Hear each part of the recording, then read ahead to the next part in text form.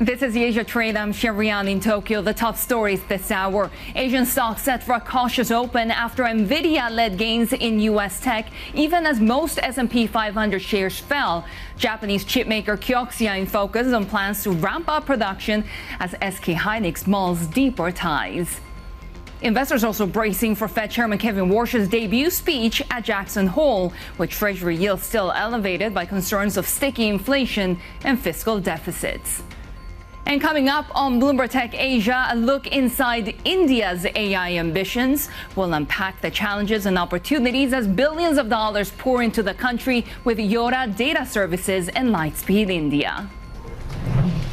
And I'm Paul Allen in Sydney. Let's take a look at the setup for trading across Asia. Pretty handy lead-in from the US as well, particularly when it comes to tech. We saw a big pop in Nvidia during the US session, up 8.5%. Might see some pass-through today to Asia tech as well. Not really being reflected in the futures market at the moment. A little bit of softness for Chicago-traded Nikkei futures and Seoul Kospi futures as well. But Shery mentioned those stories about Kioxia, SK Hynix, also SanDisk. We'll bring you the details on that in a moment. Let's take a look at what's happening in the oil side of things. It's ticked up a little bit. Wall Street Journal reporting that President Trump has no interest in going back to that June memorandum of understanding signed with Iran, also in talks with Venezuela to take a large stake in its oil fields. And we're hearing reports that Venezuela might be planning to leave OPEC. This is according to people familiar with the matter. A lot of action, though, in the bond space, or in fact, there's not a lot of action in the bond space. Let's be honest. Futures not really pricing in a whole lot of excitement from Kevin Warsh's speech, but a lot of positioning, though, around the wait-and-see trade. Let's have a listen to Jeff Schmid, I beg your pardon, of the Kansas City Fed. The last Q3, Q4 data for me last year was, I thought we certainly weren't restrictive and maybe even a little accommodative. So we've got work to do. For more on this year's Jackson Hole Economic Symposium, let's bring in our international economics and policy correspondent Michael McKee, who joins us from Jackson Hole. Also, Bloomberg M Live Strategies Mark Cranfield in Singapore. Mike, good to have you back. I mean, some have called Kevin Warsh's speech this time around on Jackson Hole a cleanup speech, considering what happened to the markets after his July press conference. What are you expecting to see? Well, we're not really sure. Yes, you can characterize it as a cleanup speech, and a lot of people on Wall Street are expecting him to try to explain himself better than he did in his July 29th news conference. But the question is, how bad does he think he did? He doesn't like to communicate a lot, says he doesn't want to do the forward guidance that the Fed has been doing in the past. So he may just decide that he's doing a fine job and wants to talk about, in general, the reforms he's making. So it's going to be very interesting to see at 10 o'clock Wall Street time tomorrow what it is actually that he wants, what message he wants to deliver.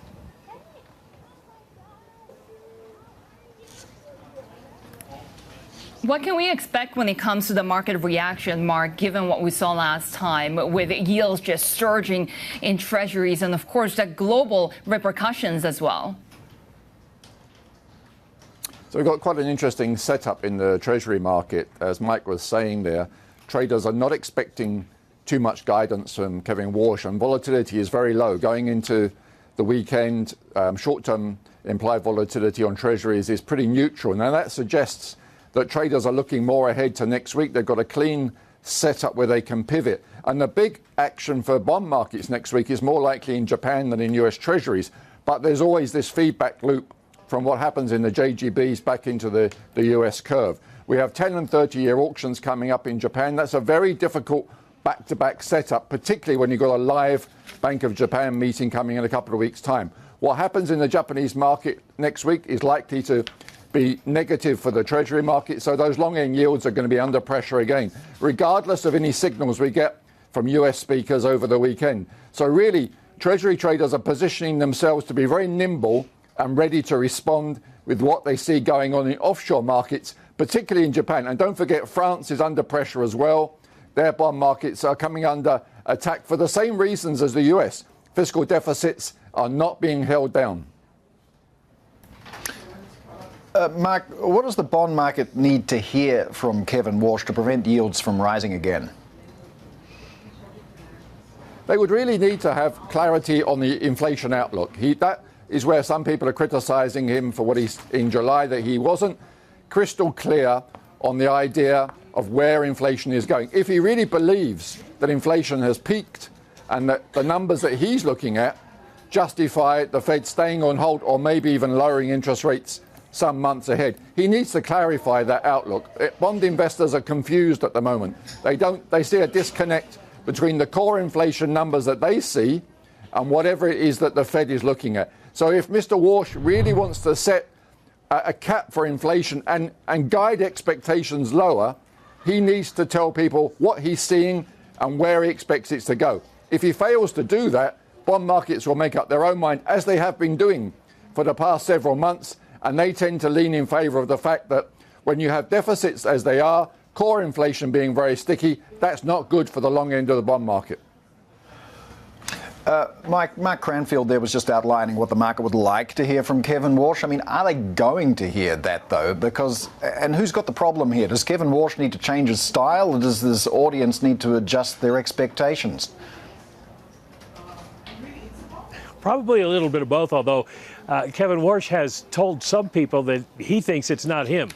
Now, he wants the bond market to signal to the Fed what should happen in the market, what should happen in the economy and what the Fed should do.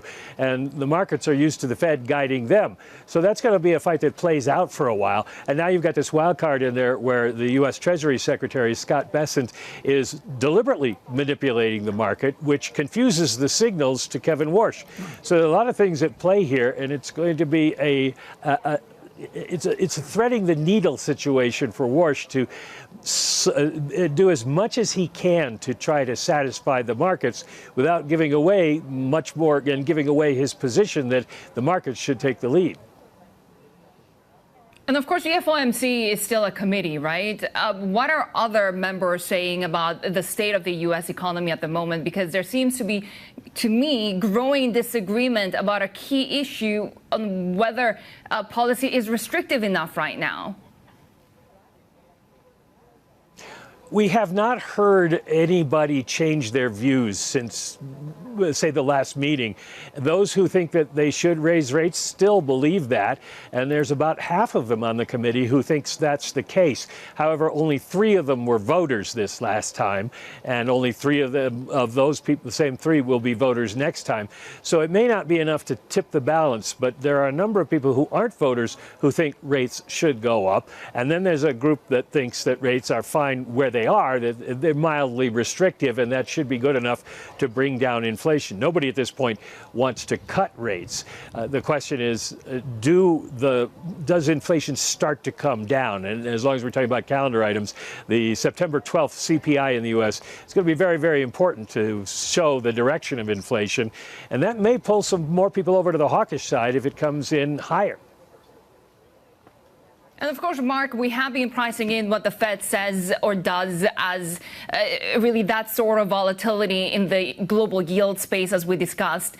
We do have upcoming very big JGB auctions that could add to that duration volatility. Explain to us right now the link between what's happening in the U.S. and the importance of JGBs at this point.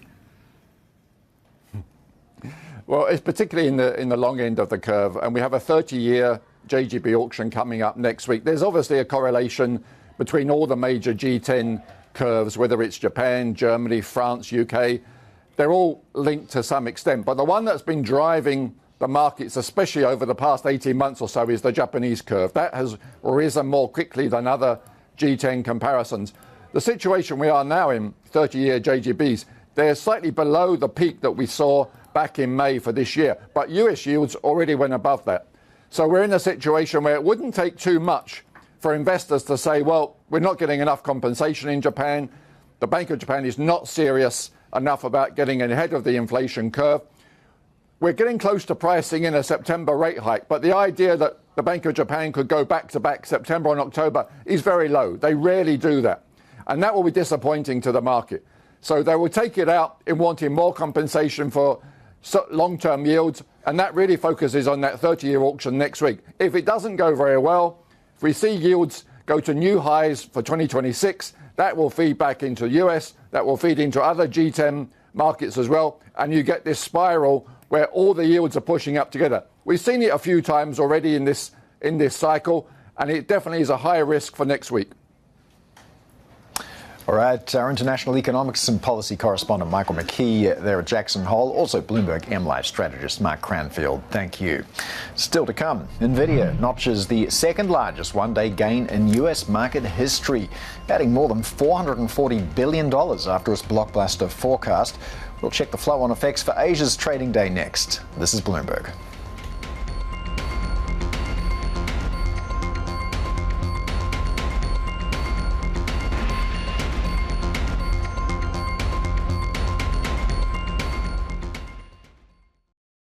This week, Bloomberg is live at the Jackson Hole Economic Symposium. Tom Keene and Lisa Abramowitz, along with Michael McKee, will bring you news and interviews with Fed leaders, policymakers, and economists shaping global monetary policy. Tune in for continuing coverage and a special episode of Surveillance, August 28th at 9 a.m., including full coverage of Kevin Warsh's first speech to the conference. The Jackson Hole Economic Symposium on Bloomberg. Context changes everything.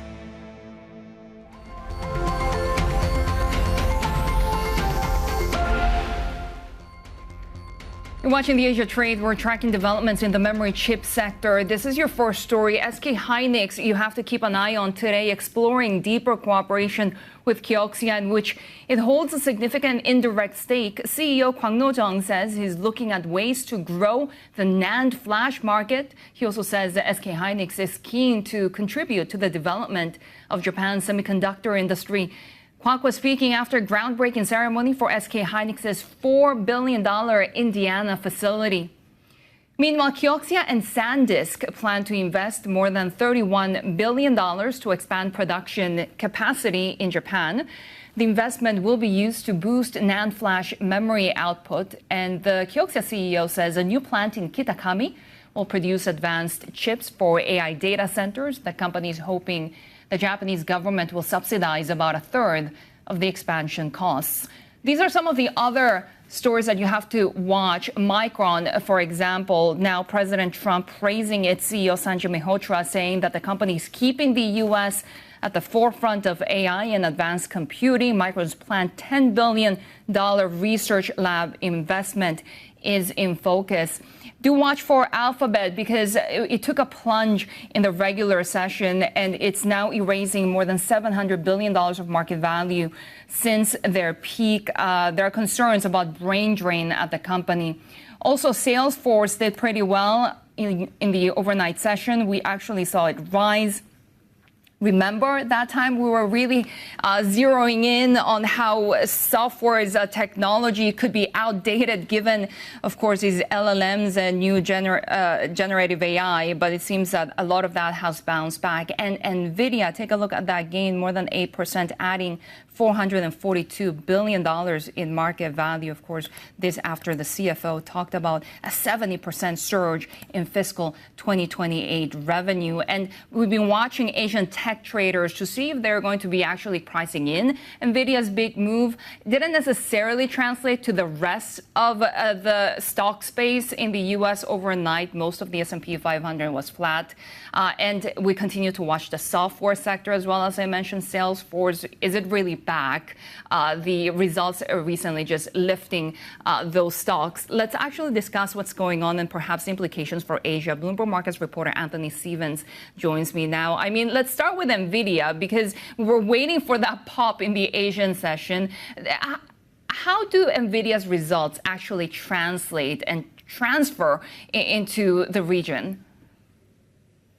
Happy Friday, Shery. So it was actually maybe a bit too much of a good thing for Nvidia, right? The result move outperformed the implied move to the upside. You saw that big pop in Nvidia, around $400 billion in market cap added. Now, Nvidia has actually been a huge laggard versus the rest of the tech space. So there's quite a significant gap with the SOX index in the US and an even bigger gap versus Korea and Taiwan. So as a result, there's a little bit of rebalancing for people to do. This is a consensus position. Yes, but it's more consensus position in the big long-only managers or index trackers and less for the hedge funds. So the hedge funds are very long memory, they're very long components, they're very long opticals, all the complicated stuff that goes into Nvidia chips. But at the moment, what Nvidia is saying is we're making so much cash that you should be looking at our valuations. And we had investors of the kind of diversity of Bank of America all the way to Michael Burry say that Nvidia might be the new way to play the AI boom in a safe manner and a risk-adjusted manner in the second half.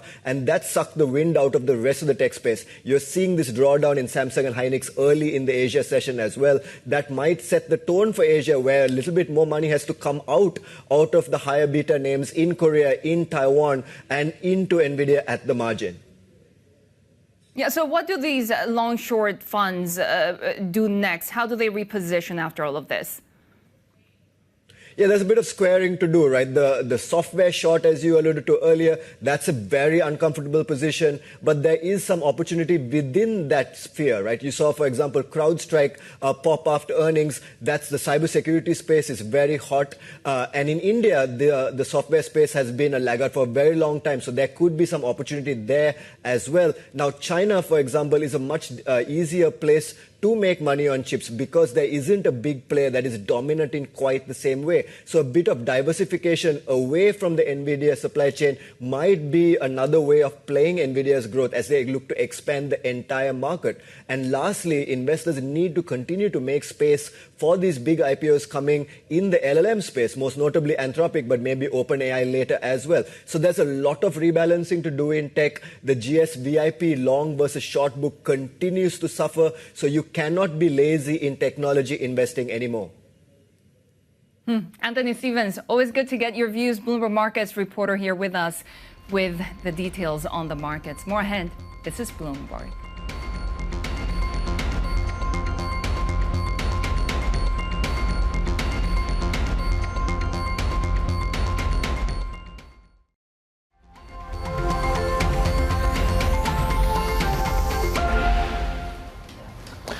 Kansas City Fed President Jeffrey Schmid says U.S. monetary policy may be accommodative rather than restrictive. Speaking to us at Jackson Hole, Schmid cited underlying demand pressures that he believes could justify a rate hike. If I'm going to be consistent, and I was a voting member last year and dissented a couple times. At the time, even the last Q3, Q4 data for me last year was. I thought we certainly weren't restrictive and maybe even a little accommodative. So we've got work to do. There's a demand element underneath all of the supply conversation that gets talked about that I just need to try to figure out, because for me, we do a lot of informal surveying around the district, and I would say it's kind of a little bit like the FOMC meetings. You've got a half of the people that say, well, it's certainly not restrictive. It seems like it might be close to about right, but for me, I think it may be accommodative on the short end. How do you measure that? So it's a really good question. And look, the data sets are massive, right? I mean, what you've got to do, I think, and I even have a tendency to do this, is you got to be careful about looking at, one or two prints. You really have to be thinking about the macro over the micro, because even in the district, I can get around to places, and some communities are booming, some are just doing okay. I mean, I think even about industries, the cattle industry is booming, but the poultry industry is soft. And so you really do have to be thoughtful about that, because what happens to me, and this has been my personal experience over the last 3 years, is we got it to 3, sub 3, and then it even gets harder because you don't want to overshoot with the policy rate decision. So you want some deflation down to 2, but you don't want you want deflation but not disinflation. And so that it gets harder. The decisioning gets harder. But for me, I think there's a lot of demand elements underneath this economy that I think a bit higher rate might make sense. As soon as September 16th? So I think for me, giving the chairman some room is important. I think these task forces are going to be instructive. I think the FOMC is looking forward, in my opinion, to those. I think there were some of my colleagues dissented at the last meeting, so I would probably put myself in that camp. But here again, there's really good arguments on both ends of this policy decision. So let's get a little bit more data. Let's see what the task forces are going to say over the next successive meetings. Maybe there's a bit of a reset that we have to make. But for me, I think we're a little on the accommodative side. Well, if you probably can't make this official pronouncement, but would you assume, as most people do, that October 28th is off the table because it's too close to the election? I don't think so, Mike. I think we had this discussion about independence. We get in that room. We are able to speak our truth about what we think the economy is doing. I just don't think it enters into the equation. It certainly doesn't enter into my equation. We have a mandate. It's keep prices at 2% inflation and keep employment and labor full. That's a pretty simple mandate. So I can make decisions. I can at least offer my opinion around that and be hopeful that maybe other folks on the FOMC think the same. Does the Fed have a credibility issue? There's a lot of talk about on Wall Street that it might. Well, for me, I just don't see it. I mean, I think if you look at the two great cycles that challenged the Fed, be it the post-08 and the post-COVID cycle, we might have missed a few things early in the 21-22 cycle, but we used policy rates to try to push inflation down. We were trending pretty well. I think we were doing our job. I think we were thoughtful in some of those moments where the labor force was structurally changing, which it still is. And so for me, I think we're doing our job. We just haven't gotten to the point where we can say, hey, we're at a good place. Maybe reminiscent of kind of the cycle of the 90s, where you get inflation down to 2%, you have full employment, and then you start to use your policy rate in kind of a cycle and wave to just keep the economy moving along well. That's Kansas City Fed President Jeffrey Schmid speaking with Bloomberg's Michael McKee at Jackson Hole. Former U.S. Labor Department Chief Economist Betsey Stevenson joins us shortly to discuss her outlook for the U.S. economy as investors await Fed Chairman Kevin Warsh's remarks. Before that, though, let's get a check of the top global headlines that we're following. U.S. Trade Representative Jamison Greer says Washington should consider banning some Canadian goods as their trade war heats up. Washington has slapped tariffs of 50% on $20 billion of Canadian imports, while Ottawa's retaliatory duties kick in next month. The clash is set to escalate, with President Trump signing an order renaming Lake Ontario as Lake America, saying that move takes effect immediately. They treat us very badly. Canada treats us very badly. People oftentimes, they'll ask me, who's the worst to deal with on trade? And I said, that's easy, Canada. They are the worst to trade, and they feel entitled, and just we can't have that. Venezuela is said to be closely examining plans to leave OPEC. Sources say the idea has been a topic of conversation with U.S. officials, but no final decision has been made.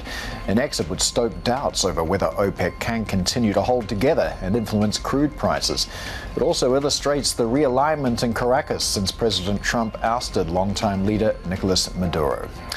We have more ahead on the Asia trade. Stay with us. This is Bloomberg.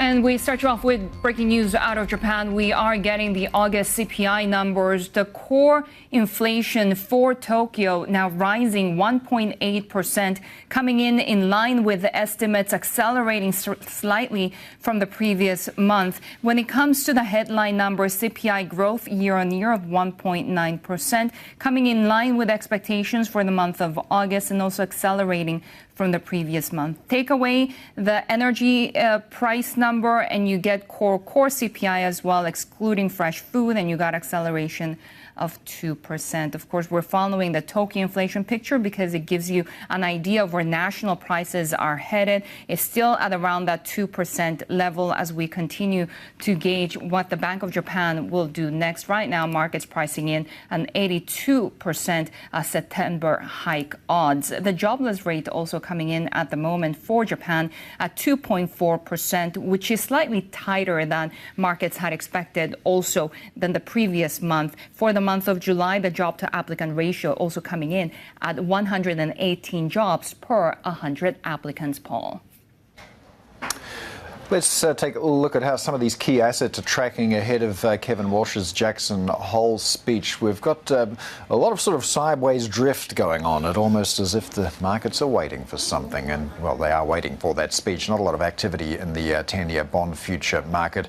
The dollar spot index also kind of drifting. We have seen the Aussie dollar put on some gains recently, just below 72 cents right now. But that might be more to do with expectations of rate rises in Australia and the Fed continuing to just take this wait-and-see stance. Well, joining us now is Betsey Stevenson, Professor of Public Policy and Economics at the University of Michigan. She was also previously the Chief Economist of the US Department of Labor. Betsey, thanks so much for your time today. As I was mentioning there, Treasury futures really not pricing in a lot of chance of a market moving words from Kevin Warsh in his Jackson Hole speech. What are you expecting to hear? Well, there is a lot of pressure on a first debut speech at Jackson Hole. What is he going to say? But honestly, I don't think we're going to hear a lot. That's my guess. We'll see if I'm wrong. But, you know, he's definitely taken the approach that, you know, if he tells too much, he just ends up potentially bringing more political heat on him and on the Fed. And so he's really taking this sort of wonky approach, but he also doesn't really talk about Fed policy in quite the same way that, you know, we have heard other central bank presidents talk about. And so I think people are waiting to see if they get a little bit more out of, like, what's his approach, which is different from his forecast. He's been very careful to say, I don't want to tell you my forecast because I don't want to bias you, or maybe he doesn't want to upset President Trump, but he is also not really telling us, like, how does he think the economy works and where does he think things are going and what would he do and how does he balance these competing risks? And I think people are going to be parsing it to see if they get a better understanding of those kinds of attitudes from him. Do you feel like there's any risks with this sort of guidance light approach, or, you know, to Kevin Warsh's point, is it just better to step back and let the markets function, let them do their job? Well, you know, their job is to react to information. And the Fed actually, they have some information and they should be sharing that information with the markets so that they can absorb that information quickly. So I don't know that this idea of the Fed knows things, but they're not going to tell you because they want you to go discover it for yourself isn't necessarily the best thing. You know, there's sort of two ways to think about forward guidance. One is like, I'm going to tell you what I'm going to do. And I think, you know, that doesn't make sense from anybody's perspective right now because honestly, the decisions are so data dependent. Nobody knows what they're going to do. So they don't want to make any promises. And I think Chair Powell had moved away from promises. But there's a different aspect of forward guidance, which is this is what I think I'm most likely to have to do based on what I'm hearing from other people. Or, you know, this is what my expectations is. And then there's something even more narrower than that, which is this is what we're hearing when we look out and talk to people in the community. And I think he has been really, I'm going to keep all the cards close to my chest. And I think people want to see him move those cards away just a tiny bit, which isn't necessarily the same thing as giving forward guidance. Just how is he thinking about the fact that, you know, the economy is really strong. GDP in the third quarter looks like it's going to come in really strong. But it seems to be doing it without a lot of workers. So we don't see strong employment.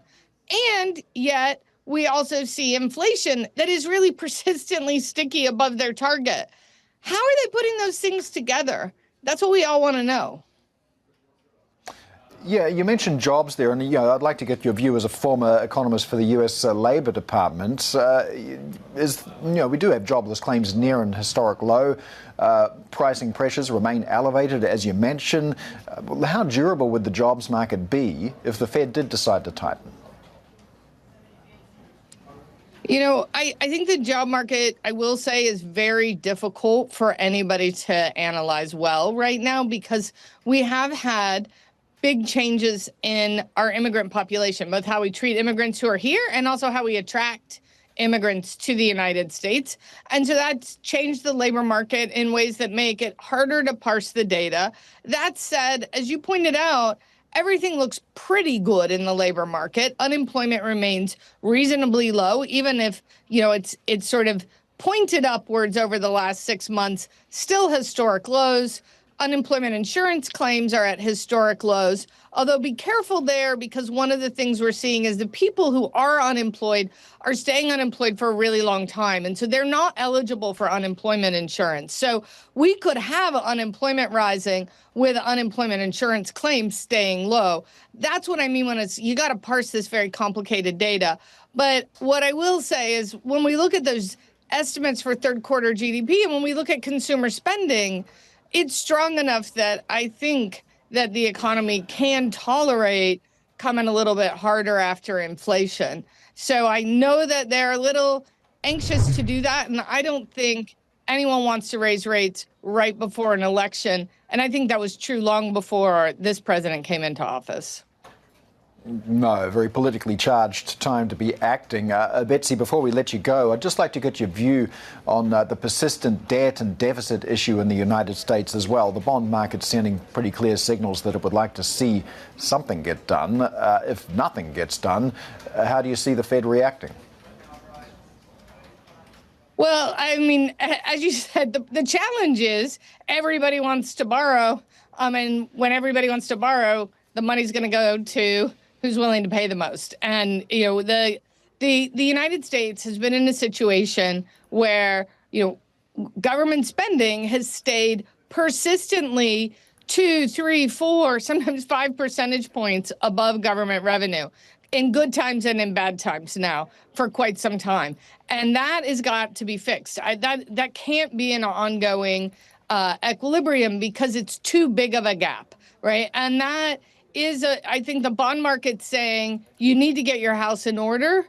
And I think the challenge is that, there's not a lot of spending people want cut. We don't want to see things like Social Security or Medicare, which are big ticket items, getting cut. And really the only solution is going to be to do more to raise some revenue. Nobody likes those solutions either. So I think, your guess is as good as mine as what's going to finally cause, push coming to shove and some decision being made about how to address this problem. And the bond market's certainly trying to be one of those pushes. All right, Betsey, thank you so much for your time and your analysis today. That is Betsey Stevenson, Professor of Public Policy and Economics at the University of Michigan. Shery. And Paul would like to clarify a story that we mentioned earlier. SK Hynix says it's exploring ways to deepen its cooperation with Japanese customers and suppliers across the memory industry. CEO Kwang No-jung says the company does not have any fixed plans for its significant indirect stake on Kioxia. More ahead on the Asia trade. This is Bloomberg.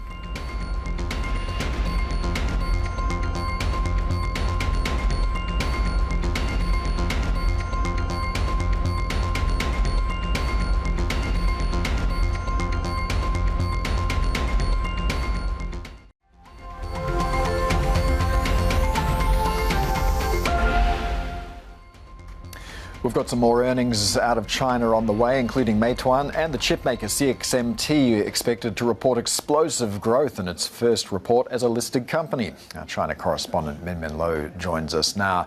Min Min, can CXMT live up to the very high expectations today?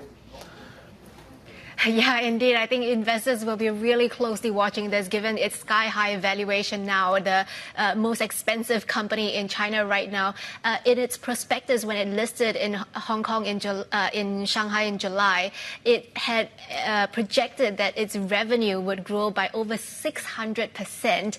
So an explosive growth on the back of the huge demand for DRAM chips right now, and that is coming as the big giants like Samsung, SK Hynix, and Micron have shifted production away from DRAM to HBM chips. So CXMT is swooping into that supply gap here. Now, analysts have not provided quarterly earnings estimates because it's a new company, but we have the full year earnings estimates, and you can still see here the revenue expected to grow multi-fold year on year, net income as well. I mean, I don't even know how many times that is, from 300 million to 159 billion for the full year. So really strong expectations here, but of course we'll be watching out for any guidance from the company, especially when it comes to its technology, right? It's said to be supplying a small supply of HBM chips to Huawei. So to what extent is it able to ramp up large-scale manufacturing of the HBM chips? That will be in focus. Its current DRAM chips is perhaps 1 to 2 generations behind the global benchmarks now. So also,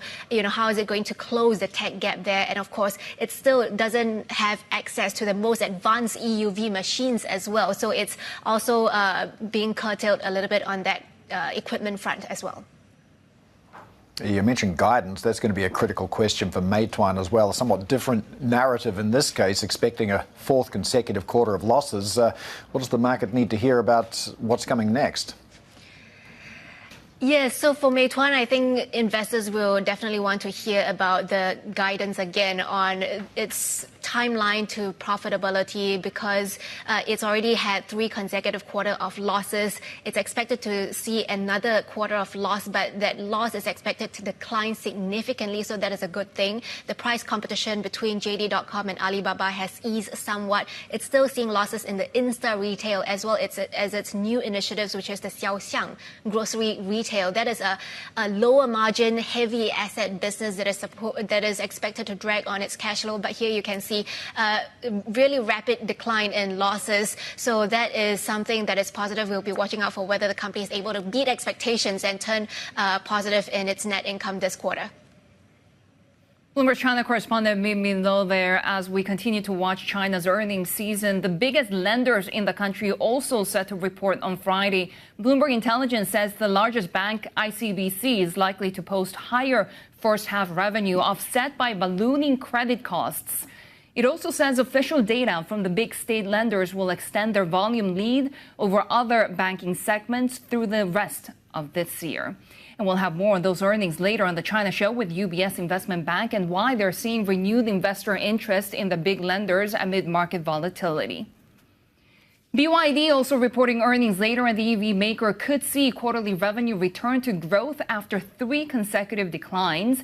Bloomberg's Asia Equities reporter Charlotte Yang joins us for a preview. And Charlotte, we have seen that stock rally, more than 20% this quarter. What exactly will you be watching in these results to justify that?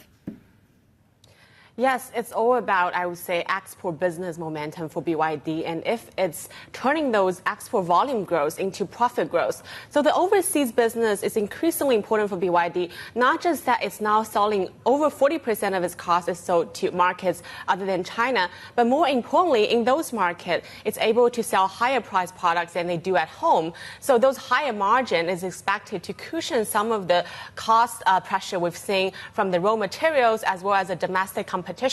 So the reason why the stock has recovered, like you mentioned, over 20% this quarter is precisely because of those export business momentum. So when the results are out, investors will pay close attention on the net income, which is expected to climb back 25% from a low base last year, and also specifically how much money they are making per each vehicle, which is expected to recover to $1,000 level from the previous quarter.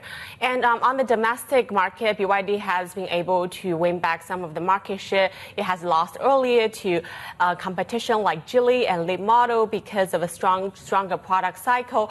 But the domestic market is not investors have already been pricing overall the weak demand, also continuing competition. So the profit center has to be the overseas business, which is why it's going to be the most important catalyst for the stock.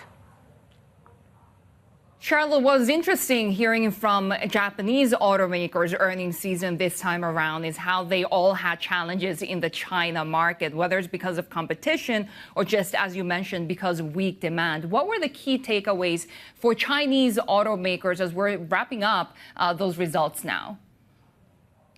Yes, so the biggest takeaway is that the domestic competition remains to be incredibly tough, and that this earnings season really shows that divergence playing out. For automakers that has meaningful export exposure is faring better than those that are predominantly focused on China. For example, you're seeing Geely reporting better than expected first half profits because of those helped by those export exposure, whereas the likes of XPeng and Li Auto, which has really good tech-focused products, where their earnings are really struggling in China. XPeng is reporting a wider loss. Li Auto is giving a weaker than expected guidance. And also, September and October is traditionally what they call a hot auto sales season, but you don't really have that kind of you're not hearing those optimism at the earnings cost from the automakers when they talk about China. This is because passenger vehicle sales is down 20% in the first half, but you have over 600 new or refreshed models introduced. So that really shows you domestic competition is such a zero-sum game. They're trying to kill each other, which is why now all the key automakers, if they have the capability, they're turning to the overseas market. Which is why for investors, they're now going to be very selective, focusing on those export gainers. Charlotte Yang, always good to get your perspective. Bloomberg's Asia equities reporter with China's auto reporting season. We'll have more on how tech also is reshaping the region on today's episode of Bloomberg Tech Asia. We'll unpack whether India's AI vision can overcome the realities on the ground. We're live at the times on your screen. Paul? All right, let's get the latest now from the corporate front. Toyota will reportedly start producing its next generation EV in China from next year. According to the Nikkei, it will be sold as an SUV under its luxury brand Lexus. Bloomberg Intelligence says Toyota is still the world's most desired auto brand and hybrids remain highly favoured. Bloomberg has learned that Citadel posted a record $7.3 billion of trading revenue for the second quarter. The source says that was more than triple the level from a year ago, while net income also climbed to $3.3 billion. Citadel Securities is among a group of non-bank firms that developed their own technology and quant analysis to help match buyers and sellers. Qantas will retire its Airbus A380s from 2028 and also phase out its A330 fleet, replacing them with more fuel-efficient aircraft. Now, this is a bid to reduce fuel use and boost its non-stop flight routes. CEO Vanessa Hudson spoke exclusively with Bloomberg about the fleet revamp. The new aircraft that are coming, Project Sunrise, which is the A350-1000 ULR, more A350-1000s, more 787s, because these are next generation aircraft. They're going to have a higher premium seat density. As you've reported a 14% drop in full year underlying pre-tax profit. Part of the problem has been surging jet fuel prices as a result of the Middle East conflict. We've seen this across various airlines. But you said that the fuel bills jumped by 610 million Aussie dollars. Has the conflict in the Middle East fundamentally changed the way that you're thinking about fuel hedging? Well, look, Qantas have actually got a strong record of fuel hedging, and it's been a policy that we have had in place for over a decade. And so that's not going to change. Fuel hedging only actually buys you a certain amount of time.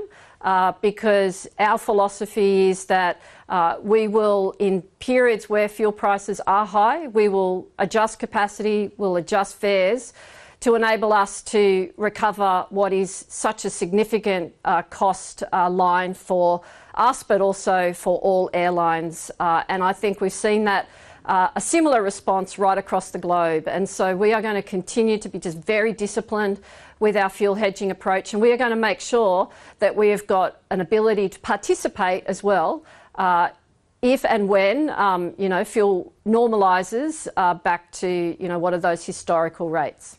But what if fuel prices stay high? Who's going to ultimately bear the cost? Will it be shareholders through pressure on margins, or will it be passengers through permanently higher fares?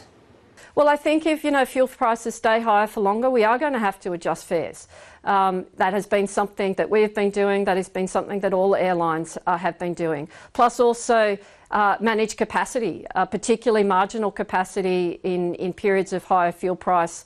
That is something that, we will constantly scrutinise. And so, over time, I think that you'll see that all airlines are adapting to an environment, if that were to happen, through fares, but also through cost reductions. Transformation and cost transformation has been a discipline that we've had at Qantas for many years, and increasingly technology is going to be a way in which we can drive transformation, drive productivity, drive efficiency. And we, see that is a huge opportunity, but new aircraft as well. I mean, if you think about airfares may be one part, cost reduction might be another, but the new aircraft themselves are going to be transformative in terms of better fuel efficiency, lower consumption of fuel, but unlocking new destinations and new routes is a fundamental part of the transformative nature that the new aircraft are going to deliver to the group. It's Qantas CEO Vanessa Hudson speaking exclusively with Bloomberg's Lizzie Burton. Now, we are watching the last of the earnings out of Australia when markets open shortly.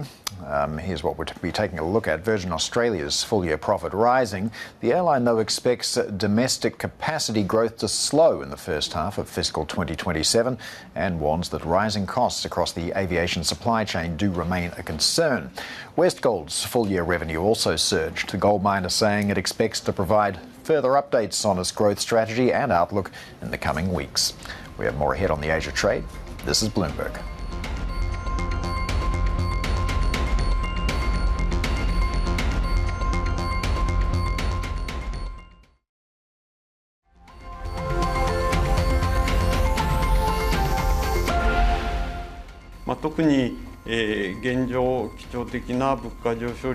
If we consider that underlying inflation is now approaching 2%, we need to be increasingly monitoring the upside risks of inflation and check the economic outlook at every policy meeting.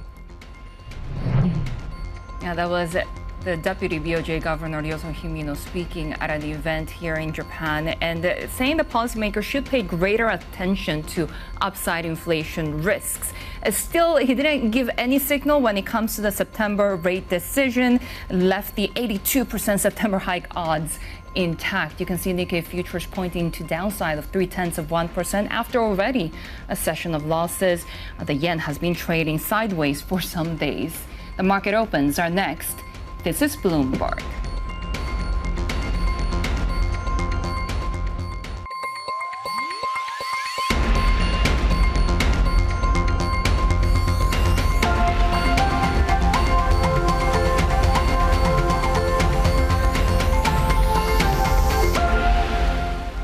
This is the Asia Trade. We're counting down to Asia's major market opens after gains on the Wall Street session, Paul. But we saw that big pop in Nvidia, which really stood out. We'll be watching the tech sector across Asia today. Not to mention, of course, that we'll be watching for any central bank speak coming from Jackson Hole.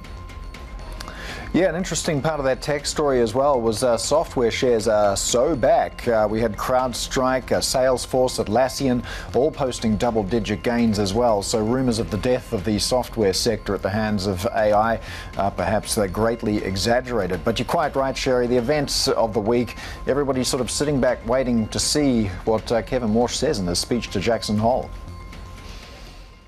Especially given the market impact that we had after his speech in July, really trying to see if he gets any more guidance on the path of monetary policy for the Federal Reserve. Here in Japan, we're also getting perhaps a little bit more clarity when it comes to the Bank of Japan. The Deputy Governor Himino just talking about the upside inflation risks in the country. Still, he didn't give any clues on what happens in their September decision. So the hike odds for that month half didn't necessarily move. Take a look at how the Nikkei is opening at the moment, not doing much after those losses in the previous session, and even the Japanese yen has been trading sideways. We'll be watching the tech sector very closely here, given that we have heard from Kioxia that it wants to work with SanDisk and really invest more than $30 billion over 6 years in this country in order to expand production domestically. You can see JGB's holding at that 290 for the 10-year benchmark.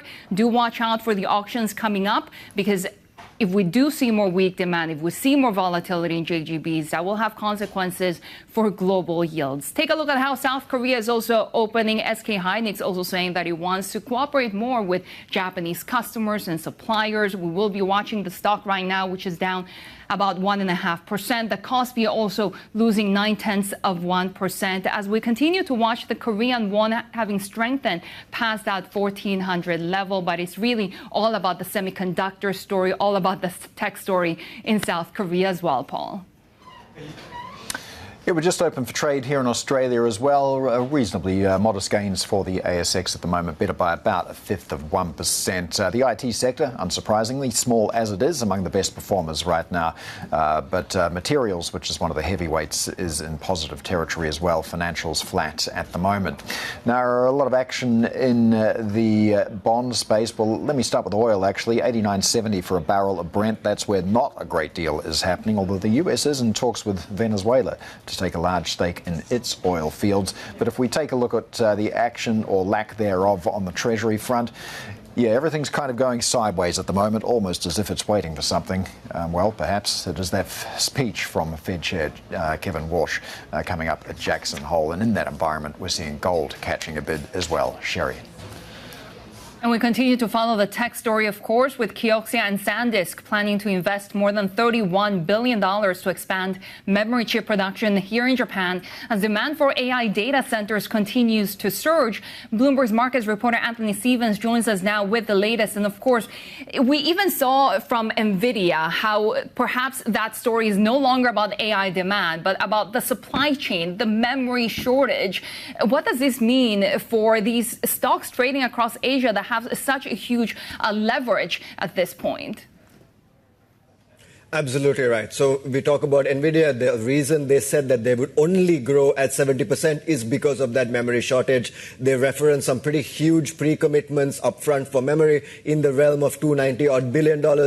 And that was quite a good setup. But now we continue this tension in the memory trade between the money they're making today and the money they're investing to make money tomorrow. That is where investors' concern lies. Are people investing at the top of the cycle in what used to be a cyclical industry, or is this a structural trade that has broken free of the cyclical ramifications? You continue to see Samsung and Hynix trade at a valuation discount to other technology companies, and that's because that belief is not widespread, and that is what drove some of the downturn, from July, when investors got over exuberant and they had to pair bets. So now we reassess this bet as these companies continue to invest. So you have Kioxia and Japan in general really leaning into the memory trade. Of course, Kioxia is one of the big success stories of the Japanese tech industry, and the government is behind them. So we have this $31 billion tie-up potentially with SanDisk, and there's also the Iwata prefecture kind of expansion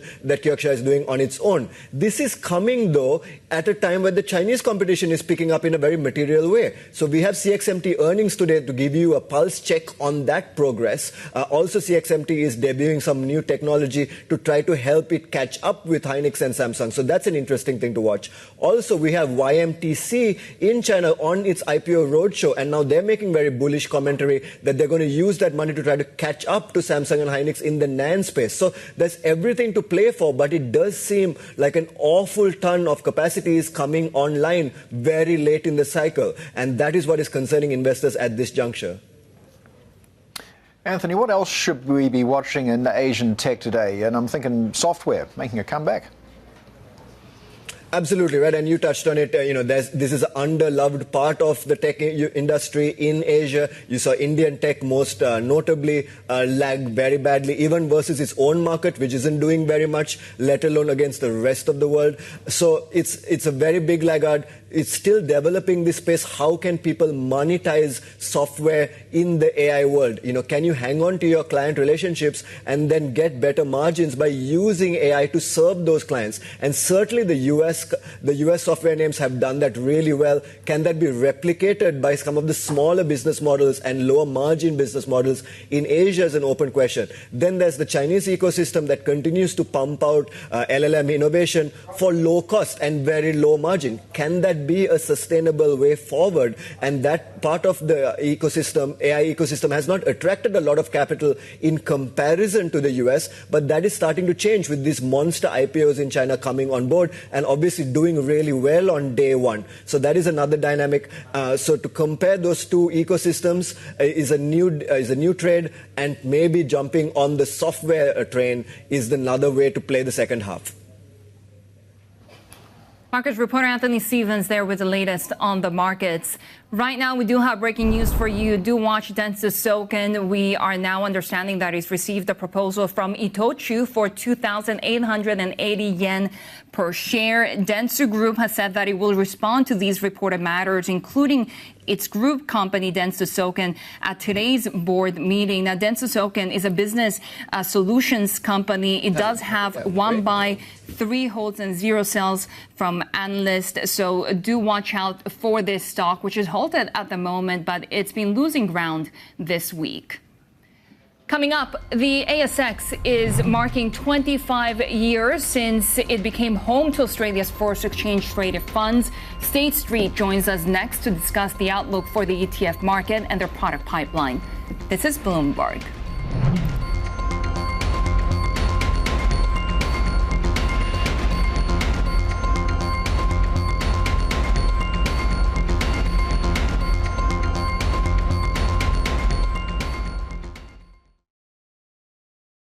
This week, Bloomberg is live at the Jackson Hole Economic Symposium. Tom Keene and Lisa Abramowitz, along with Michael McKee, will bring you news and interviews with Fed leaders, policymakers, and economists shaping global monetary policy. Tune in for continuing coverage and a special episode of Surveillance, August 28th at 9 a.m., including full coverage of Kevin Warsh's first speech to the conference. The Jackson Hole Economic Symposium on Bloomberg. Context changes everything.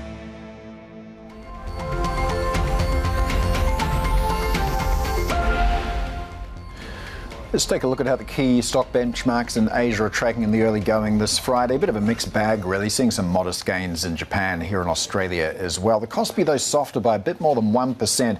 Both those heavyweights, SK Hynix and Samsung Electronics, losing a little bit of ground, not really catching that tailwind from Nvidia that we saw in the US session. Let's get to our next guest now, who oversees the Asia-Pacific and Europe, Middle East and Africa businesses for State Street Investment Management, one of the world's largest ETF providers with more than $2 trillion in assets. So let's talk about the opportunities they're seeing with Anne Prendergast, head of EMEA and interim head of APAC as well, right here in Sydney. Thanks for joining us, Anne. Nice to be here, Paul. Thank you. Now, part of the reason you're here is, last month you launched 2 actively managed ETFs in Australia. Can you tell us, is this just the start? Is there more coming? Yes. So this is a theme that we're pursuing globally, which is that we're expanding our products in line with investor preferences, but also extending our investment capabilities. And so we're doing that through partnerships. And the one that you refer to here in Australia are 2 ETFs that we launched, 2 active ETFs we launched in combination with Blackstone, leading provider in the credit space. And so it's an opportunity for us to bring that exposure to Australian investors. And yes, it's been a wonderful launch, and we do intend to do more along those lines, either launching our own ETFs or in line with other partners that we have. And where do you see the bulk of the demand coming from? Because, of course, the pension funds in Australia are huge, but do you get interest from retail investors as well? Well, what's interesting is ETFs in terms of products are increasingly becoming the product structure of choice for all investors and for all productive capital, from institutional investors intermediaries have always used ETFs, but actually increasingly retail investors are also see the benefit of ETF investing, which is that you have transparency, you have liquidity, and you have access to a wider and wider variety of investment exposures. It was 25 years, I believe, since ETFs first launched in Australia. How have you seen the market evolve since then? Where do you see it heading next? So 25 years, yes, since the launch. We celebrated that yesterday morning at ASX. And actually because we were the first manager to launch ETFs into this market.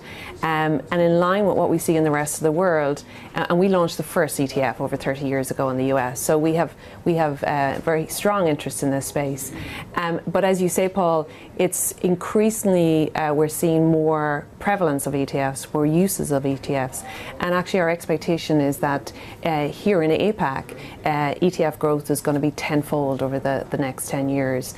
Will reach about 15 billion in assets under management, and that's equivalent to what's going to happen in Australia as well. So increasingly, people are seeing ETFs as the way to gain exposure to investment and diversified markets. Well, you're here in the region, obviously, to leverage that growth. You're heading to Hong Kong next as well. So more broadly, what are the expansion plans for State Street in Asia? APAC and Asia is really interesting because it's a very diverse region, and you have different requirements from investors, from regulators, and investor preferences in each region, and yet there are some similarities as well. So our intention, outside of our own intention, the growth expectations for APAC are very strong and expected to be greater than anywhere else in the world. So we've been here in one area or other of Asia for over 40 years. And so we already know the individual idiosyncrasies of the regions in APAC, and we want to leverage off that. And those trends are, we've been very large institutional investors for a very long time. We're the largest institutional investor in Australia. We're the largest pension investor in Japan. But what we're seeing, which is what we're seeing in other parts of the world, increased democratization of investing. So that move where more retail investing than we've seen in the past. Some of that is actually culturally. Here in Australia, there's a strong investment culture, but in Japan, less so, and we see government-backed policies to try and enhance that. Yeah, you mentioned regulators there. I mean, how do you have to tailor your approach from country to country? Because Japan today, we have a story, they want to crack down on single stock leveraged ETFs. Korea had some well-publicized issues with volatility around these earlier in the year. How do you tailor your approach for different jurisdictions? The way that we describe ourselves is that we are a global company, so we're set up for global growth, but local relevance is what's important to us. And one aspect of that is different regulations in different parts of the world. You do again see similar themes emerging from regulators, but also there are differences, and we're set up to accommodate that. We've been doing this for a very long time. I know it from an EMEA point of view, and it's the same in APAC, and to understand what the regulators are trying to achieve, and then we will build our products around that. Now, you also oversee the Middle East as part of your role. Yes. How would you describe sentiment there at the moment in the light of the ongoing and seemingly intractable conflict between the US and Iran? Yeah, again, we've been in the Middle East for over 25, 30 years, and so we know our clients there very well. This period has been unsettling for them and our staff that are based there, but it's still a region that's very important to us and our growth, and I will be spending time there in the next couple of months. We need to talk about AI as well, just finally. Yes. I mean, it's disrupting pretty much everything it touches. It's disrupting your business as well, and how are you finding ways to work it in? Yeah, there is both a disruptive and a productivity aspect to AI. So you have to think about it from those two aspects. And for us, when we think about AI, it's our business is managing money. So how can we use AI to help us manage money better? And then how do we interact with our clients more effectively? And how do we run our business? So it's those three strands we'll think about it. And there's definitely going to be a lot to see in this space over the next few years. I also think we are a highly regulated industry, a highly regulated organization. Our clients place their trust in us. So we do have to make sure that whatever we do in AI is within a very well-managed risk framework system. for longevity. All right, Anne, thanks very much for joining us here. That is Anne Prendergast, interim head of APAC at State Street Investment Management. Let's get to some of the top corporate stories that we're tracking today. Toyota will reportedly start producing its next generation EV in China from next year. According to the Nikkei, it will be sold as an SUV under its luxury brand Lexus. Bloomberg Intelligence says Toyota is still the world's most desired auto brand, as hybrids remain highly favoured. Bloomberg has learned that Citadel posted a record $7.3 billion of trading revenue for the second quarter. The source says that was more than triple the level from a year ago, while net income also climbed to $3.3 billion. Citadel Securities is among a group of non-bank firms that developed their own technology and quant analysis to help match buyers and sellers. We do have more ahead on the Asia Trade. Stay with us. This is Bloomberg.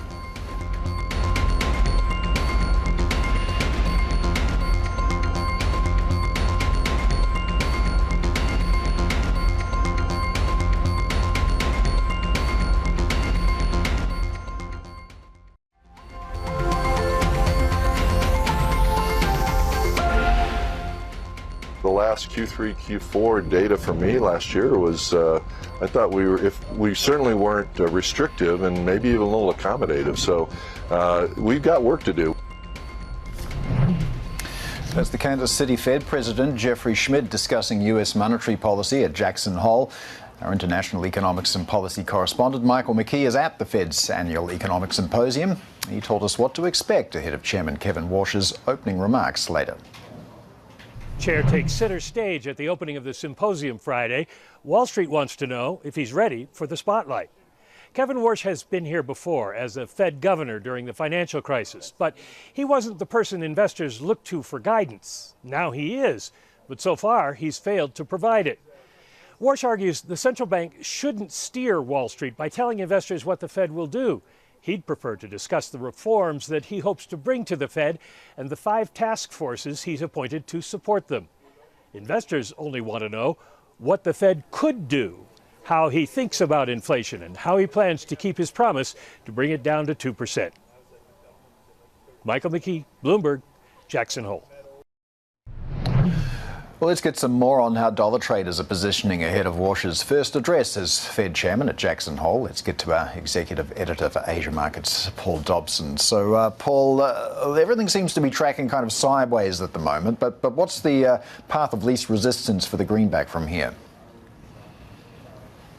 Yeah, good morning, Paul. Everything will likely track sideways until we hear from Warsh and the rest of the Jackson Hole symposium. There is a certain amount of tension and expectation in the air there, and yet there's also quite a lot of concern that he won't say very much at all that will be market moving. And so therefore, the market is actually pricing relatively low amounts of volatility for both the dollar and for the federal and for the Treasury's yield curve, going into this meeting. So it may be that we come out of it a little bit miffed. What we can see, based on the skew of options trading in recent days, is that the market is minded to look for a stronger dollar afterwards. Therefore, possibly a more hawkish steer from Warsh. And that's really what the market wants. It wants him to give a strong signal on inflation. It wants him to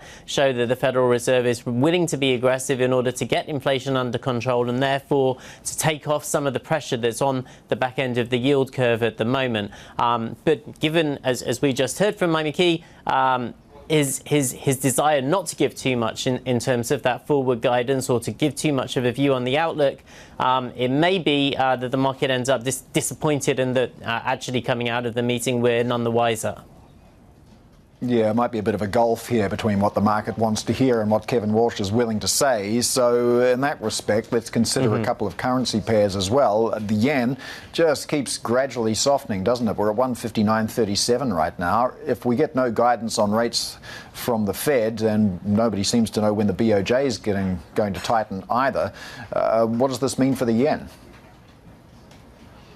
Yeah, so you're right that the yen has come back under pressure after that almost unprecedented intervention from both the US and the Japanese about a month ago now. is dribbling back towards that 160 mark, and under weakening pressure still. The BOJ, as you say, is going to be really key. The market is ready for a September hike.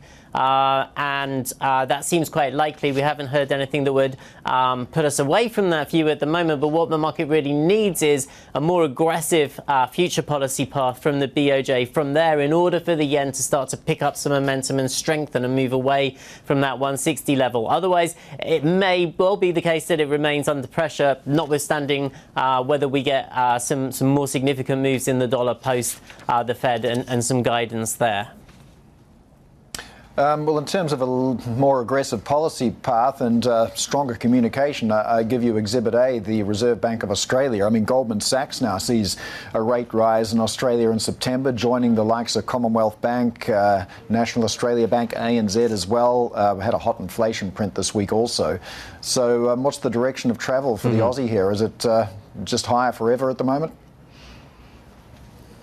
Well, I think that the Australian dollar has a lot of things going for it right now. As a currency trader, it's got high and potentially rising interest rates, like you said, with the inflation print that we had this week is making people view the RBA is more likely to hike sooner rather than later. It's obviously got very strong balance sheet. Its bonds AAA rated, super strong as well. The growth outlook is reasonable. You know, the energy costs are good, and metals prices are rising as well, so that all bodes well for the export side of the picture. Admittedly, China's economy is looking a little bit floppy, but that doesn't seem to be rattling Australian markets too much these days. So the Australian dollar, does seem to be on the path higher, all things being considered. People like it for its carry. People like it for its growth as well. I think, you know, when you're talking about the RBA, it's not just the RBA, but right across Asia, we're seeing that sort of trend towards tighter monetary policy. We saw a couple of hikes from central banks yesterday, Philippines, one of them, and the South Korea as well, you know, and the market is still pricing in more of that. So the Asian or Asia-Pacific currency complex at the moment has a little bit of momentum behind it as a result. All right, Bloomberg Executive Editor for Asia Markets, Paul Dobson there. Let's take a quick look at gold and oil. Gold keeps ticking up. It was above 4,600, just backed off, but it's about 14% higher on month. If we hear dovish words from Jackson Hole over the next 24 hours, that can push higher as well. Oil coming off the boil a little bit. Not a great deal happening in terms of the US and Iran, but the US is apparently in talks with Venezuela to take a large stake in its oil field. Let's get to the top global headlines that we're following. Venezuela said to be closely examining also plans to leave OPEC. Sources say the idea has been a topic of conversation with US officials. No final decision, though, has been made. An exit would stoke doubts over whether OPEC can continue to hold together and influence crude prices. This also illustrates the realignment in Caracas since President Trump ousted longtime leader Nicolas Maduro. US Trade Representative Jamison Greer says Washington should consider banning some Canadian goods as their trade war heats up. Washington has slapped tariffs of 50% on $20 billion of Canadian imports, while Ottawa's retaliatory duties kick in next month. The clash is set to escalate, President Trump signing an order renaming Lake Ontario as Lake America, saying that move takes effect immediately. Officials in Nepal say more than 1,200 people are still missing after this week's devastating flash flood near the Chinese border, including hundreds of foreign visitors. More than 380 people are confirmed dead after a wall of water and debris rushed down a mountain valley, destroying buildings and bridges and burying villages. More ahead. This is Bloomberg.